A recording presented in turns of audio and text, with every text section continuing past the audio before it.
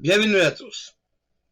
Avant de commencer l'étude, j'aimerais ça vous faire écouter un cantique, composé puis écrit par notre sœur Sylvie Gauthier.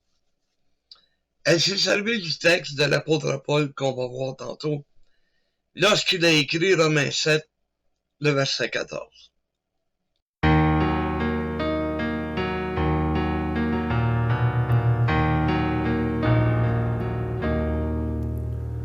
Une autre journée est terminée, encore une fois. Dans le péché, je suis tombé. Je suis si peiné du mal qui est en moi. Je voudrais tant être comme toi, mon roi. Je voudrais tant te plaire. Mais je fais le mal que je hais. Je voudrais tant te plaire. Mais je suis prisonnier dans ce vase de terre. Pardonne-moi,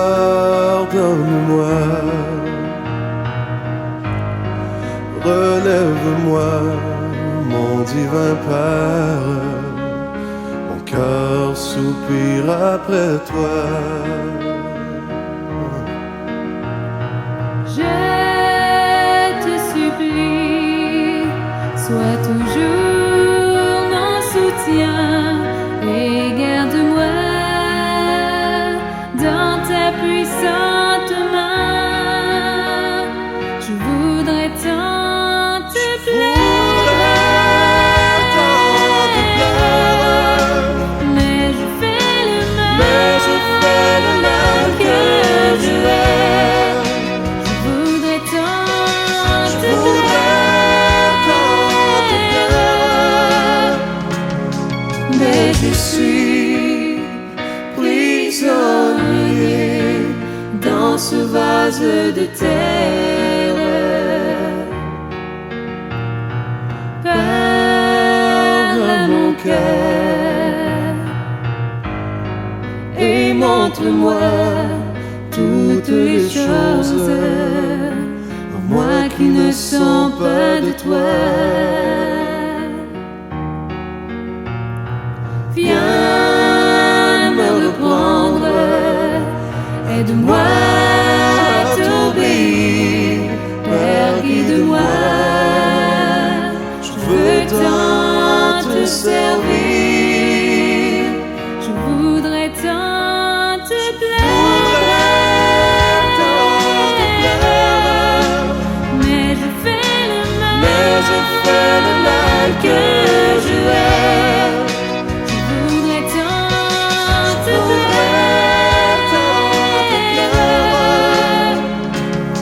mais je suis prisonnier dans ce vase de terre.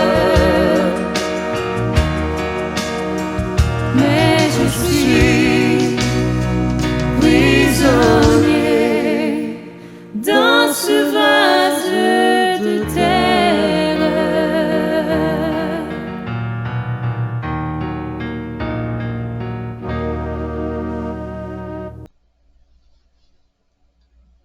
Notre sœur Sylvie chante. Prisonnier dans un vase de terre. On sait que l'homme a été créé à partir de la poussière. Et Dieu a soufflé dans ses narines un souffle de vie. Mais, à cause du péché, à cause qu'il est tombé dans le péché, lui et sa femme qui était Ève, ils sont devenus prisonniers du péché. Le péché était en eux. Le péché avait causé des dommages irréparables. L'apôtre Paul lui-même dit que il est vendu au péché à cause de sa chair, à cause de la faiblesse de sa chair. Il est vendu au péché.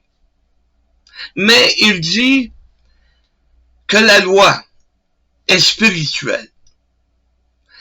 Comment peut-il en arriver à dire que la loi est spirituelle? Une chose spirituelle, c'est ce qui va affecter l'âme ou l'esprit. Donc, ce qui va nous amener à nous approcher de Dieu. Comme la loi de Moïse a fait. Elle nous a rendus coupables. Elle a amené la mort sur nous. Parce que nous étions sans force face à la loi de Moïse. Mais cette loi est devenue pour nous une grâce. Elle nous a amenés à nous approcher de Dieu à travers le Seigneur Jésus. Elle nous a amenés à obtenir la grâce, à être graciés par Dieu. La loi est spirituelle aussi dans un sens, c'est que si on la sépare en deux, comme Jésus le fait, il a dit maintenant, vous avez seulement 2 commandements. Le premier qui est aimer de Dieu de tout notre cœur, de toute notre force, de toutes nos pensées. Ça, c'est la loi concernant Dieu, concernant le service que nous allons offrir à Dieu. Le deuxième des commandements qui est aimez-vous les uns les autres. Aimez votre voisin. Aimez votre prochain si vous aimez mieux. Il faut être spirituel pour en arriver à pardonner celui qui nous offense, avoir de la compassion pour celui qui tombe, avoir de la compassion envers les faiblesses des autres. Il y a un tas de choses que l'apôtre Paul essaie de nous faire comprendre. Nous sommes vendus au péché. Mon frère va tomber comme moi je tombe. Mon frère va être tenté par le diable comme moi je suis tenté. Mais l'apôtre Paul ne peut pas s'imaginer qu'il était fier là, de ce qu'il écrivait. Au contraire, il aurait dû être tiraillé entre sa propre chair, se plaire à lui-même ou plaire à Dieu. Vous savez, quand on développe la haine en nous, ben c'est pas de Dieu. Lorsqu'on développe la convoitise, ça ne vient pas de Dieu. Alors, il y a un combat à faire. L'homme extérieur, notre chair, elle aime tomber dans le péché. Notre chair aime la tentation. Et souvent, elle nous amène à tomber. Mais regardez bien comment l'apôtre Paul réagit face à tout ça. Il dit au verset 15, « Car je ne sais pas ce que je fais. Je ne fais point ce que je veux, et je fais ce que je hais. » Ben, c'est là que tu vois que la loi de Dieu est bonne. Parce que je réalise pas.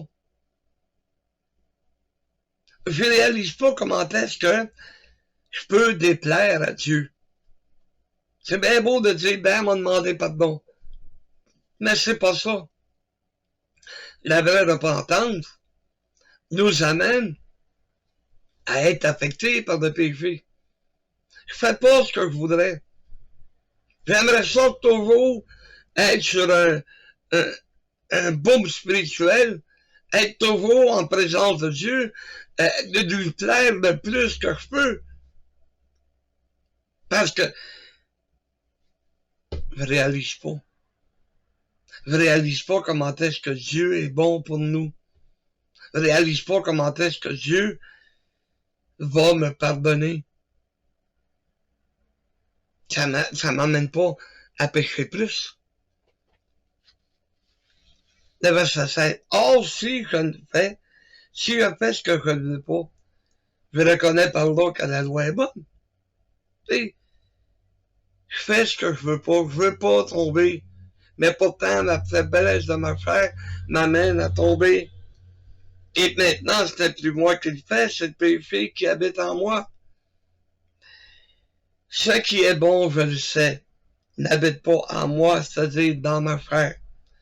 J'ai la volonté, mais non le pouvoir de faire le bien. Bon. Je n'ai pas le pouvoir de faire le bien. Il suffit juste que je demande à Dieu de m'aider. De faire comme l'apôtre Paul. De prendre les dispositions, prendre ce que Dieu met à ma disposition pour résister au péché. C'est écrit dans Corinthiens qu'il n'y a aucune tentation qui m'est survenue qui est humaine. Dieu va préparer le moyen d'en sortir. Mais il faut que je le prenne, ce moyen-là. Mais la tentation, le péché, est plus fort. Puis il m'amène à tomber. Verset 19, quand je fais le bien, je ne fais pas le bien que je veux et je fais le mal que je veux pas. Et si je fais ce que je ne veux pas, c'est plus moi qui le fais, c'est le péché qui habite en moi. Je trouve donc en moi cette loi. Quand je veux faire le bien, le mal est attaché à moi. Quand je prends plaisir à la loi de Dieu, selon l'homme intérieur. Mais je vois dans mes membres une autre loi qui lutte contre la loi de mon entendement. Autrement dit, la loi du bon sens. La loi de la compréhension. Comprendre ce que Dieu veut de nous. Et qui me rend captif de la loi du péché qui est dans mes membres. Donc, l'apôtre Paul a un chaud d'autres problèmes. Pareil comme nous. On veut plaire à Dieu. Et à chaque fois qu'on tombe, on est mal à l'aise. On va faire notre prière, puis on a l'impression que Dieu nous pardonne pas. On a l'impression que Dieu nous en veut. Et pourtant, c'est pas le cas. Dieu, à travers Jésus, notre avocat, nous comprend. C'est pour ça qu'il y a autant de compassion envers nous. C'est pour ça qu'il nous aime autant. Tu sais, il a donné son Fils unique. C'est pas pour nous faire périr, c'est pour nous donner la vie éternelle. Il nous aide parce qu'il veut qu'on ait pleine récompense. Mais l'apôtre Paul, dans 2 Corinthiens 12, verset 7,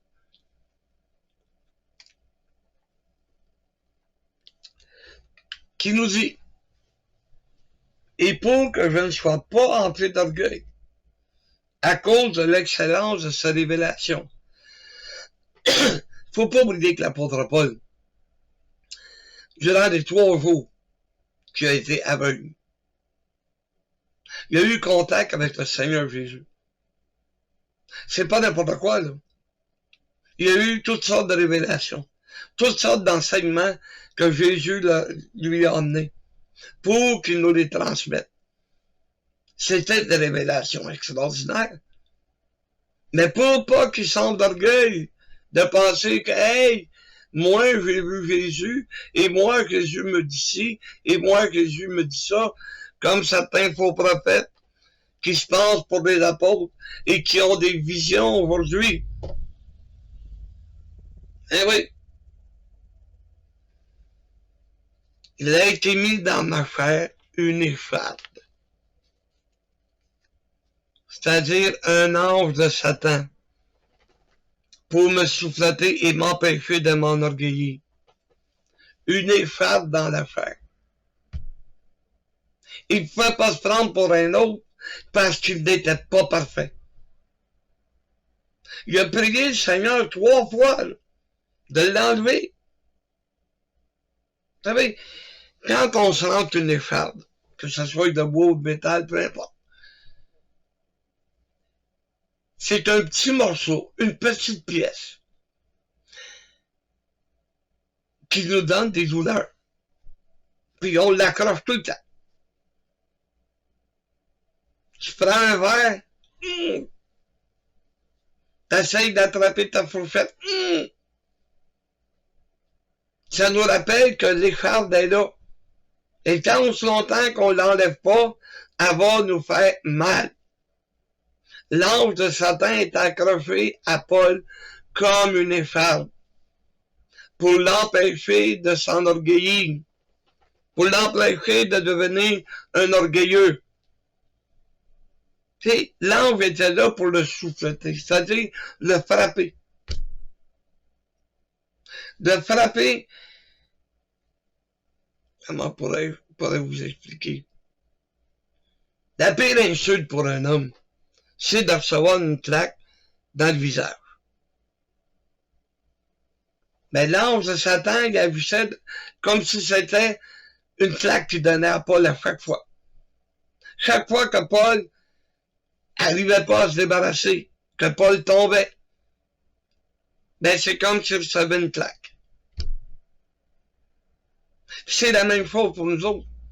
On aimerait ça se débarrasser des anges de Satan qui sont à travers nous et qui nous font tomber, qui nous amènent justement